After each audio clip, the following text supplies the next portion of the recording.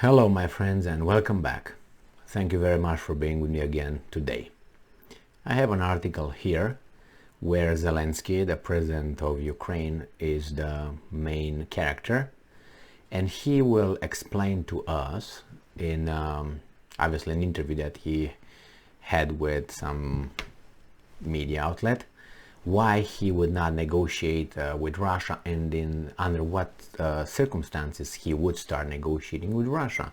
And I thought it was very interesting to analyze this guy's, this president of a country's way of thinking, his ability of processing information and then making a logical, coming up with a logical conclusion, statement, and see how he processes information, how he thinks.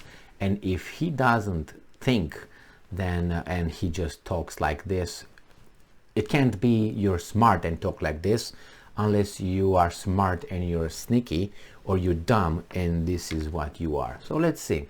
I don't, I have no problem with this president. I'm just analyzing his conclusions and the way he handles himself and what statements he makes based on the evidence that more or less we are aware of.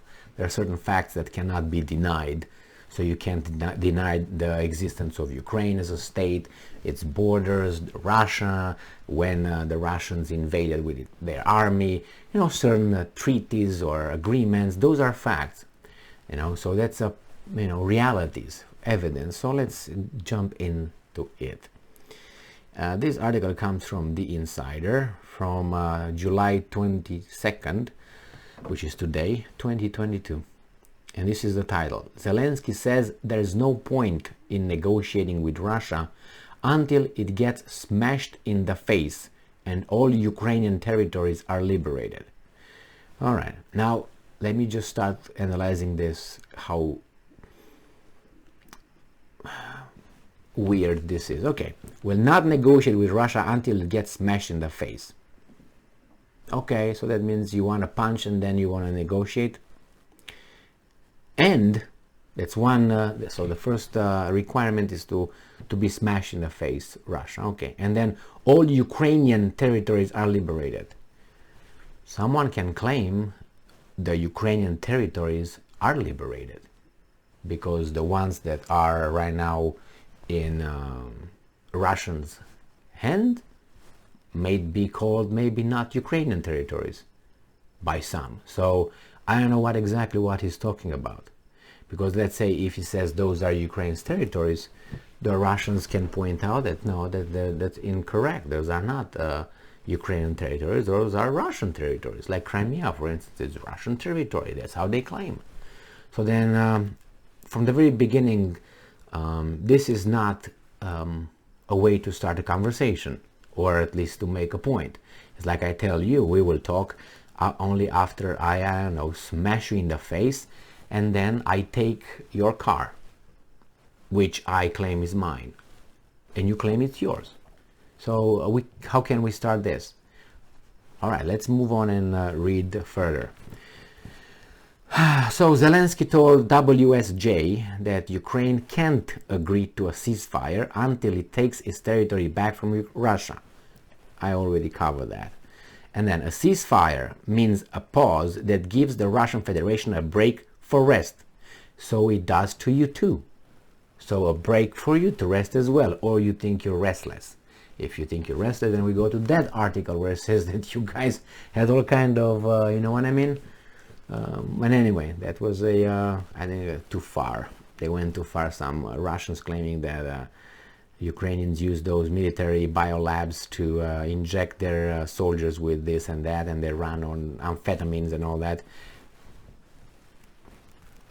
We just need to read history to learn that I don't want to say all armies, but amphetamine and other drugs were used in the militaries, even in the free countries. All right, so he said Russia would just resume its offensive later on after regaining strength.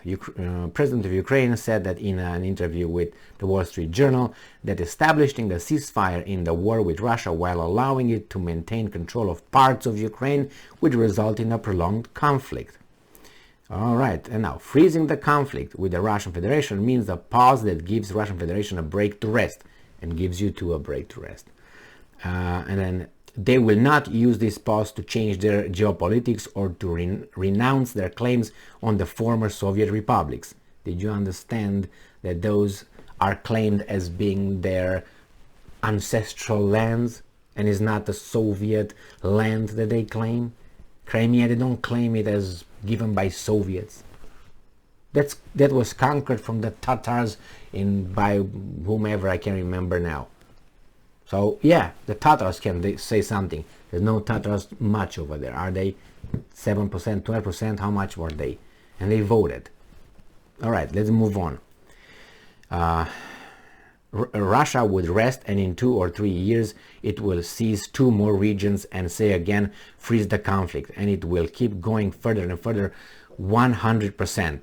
So he must have, he makes claims based on no evidence.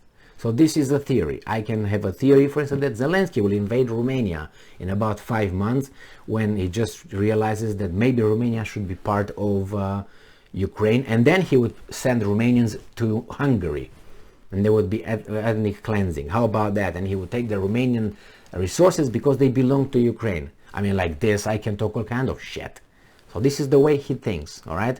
In make-believe, he might do this. Maybe you attack Germany. You go straight over Poland and you attack Germany. How about that? Or you take over the Baltic states. Why not? Because I think you can do that.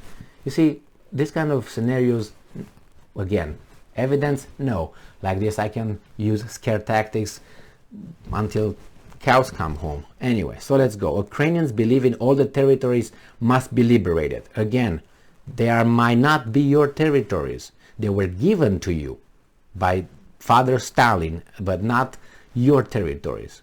Like many from your territories that you have come from Romania. Remember? The ultimatum? Remember? Yeah. Okay, and given to what? To to Ukraine. Anyway, so further he said, we would prefer to deoccupy in a way that's not military and to save lives. BS. But we are dealing with now is the way this guy argues. Remember, he's an adult talking to adults, supposedly, and this is the way he makes his case. But we are Ukraine. We are dealing with who we are dealing with. We are dealing with whom we are dealing with.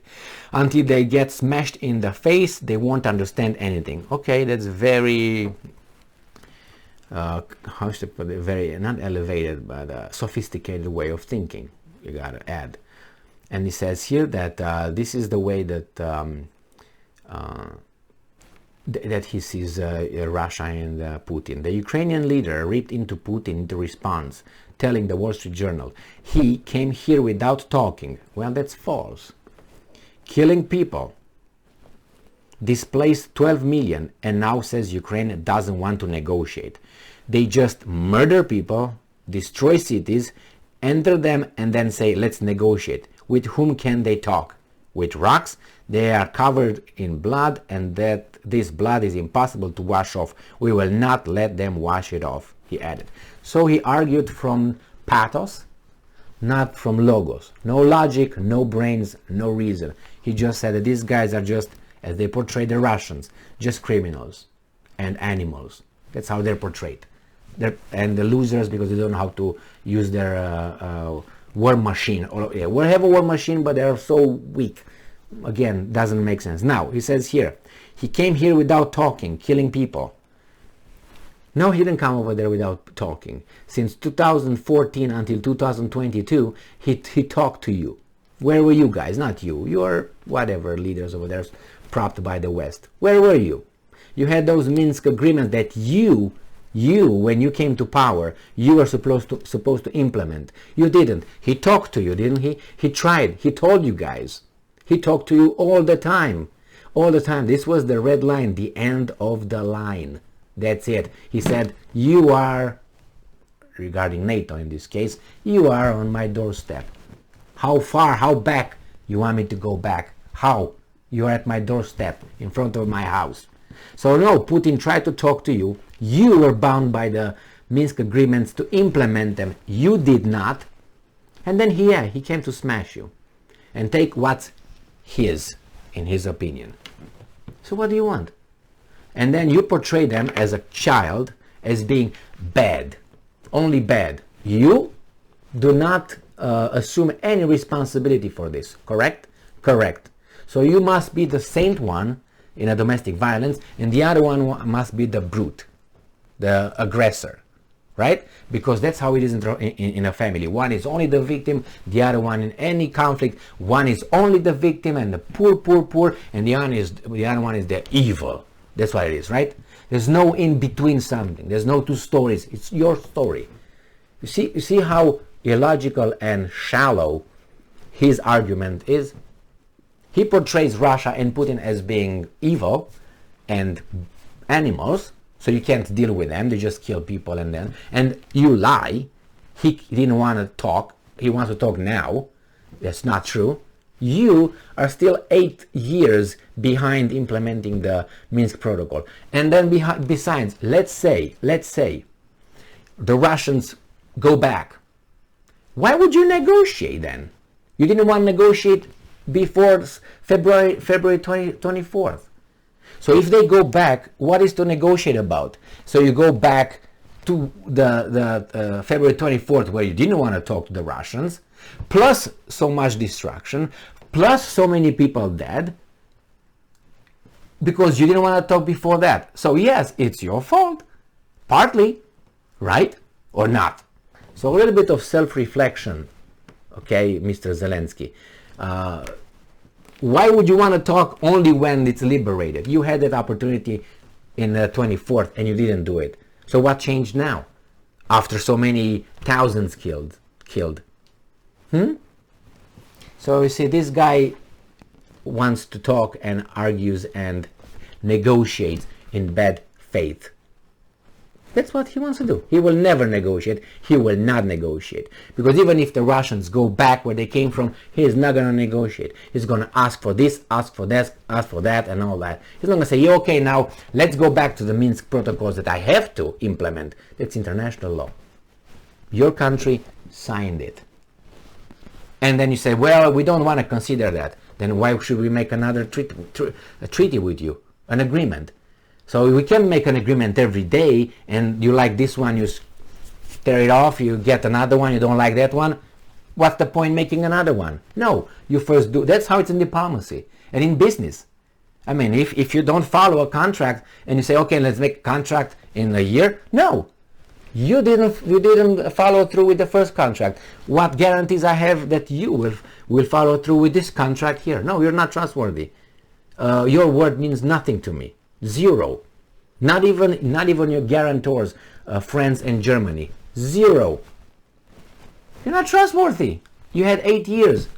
So going back where it was, what are you going to do? Are you going to say, okay, now you're back there, NATO is not going to come here, we denazify, we demilitarize, though we recognize Crimea, we recognize those, and we negotiated, and that's good. We're not going to ask for any money, any reparation, everything is good, and shake hands and thank you very much. Is this how it's going to be?